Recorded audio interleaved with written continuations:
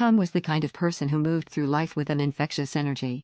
He was always at the office on time, his laughter echoing in the hallways, his presence a balm for the mundane 9-to-5 grind. Colleagues admired his punctuality, attributing it to his fascination with timepieces. His collection of vintage watches was extensive, each one meticulously maintained and displayed in his apartment. But what seemed like a mere hobby was, in truth, a fragile barrier against the chaos in his mind, a way to impose order and predictability in a world that often felt anything but. Beneath the surface, Tom's life was a series of routines that provided a semblance of control.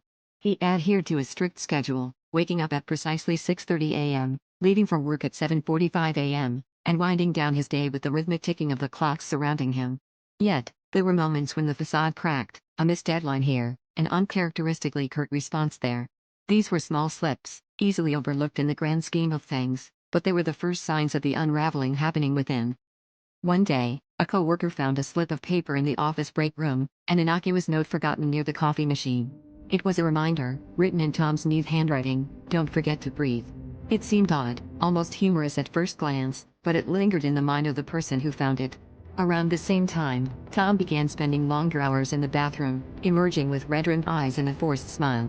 The signs were there, but no one connected the dots, chalking it up to stress or a temporary rough patch.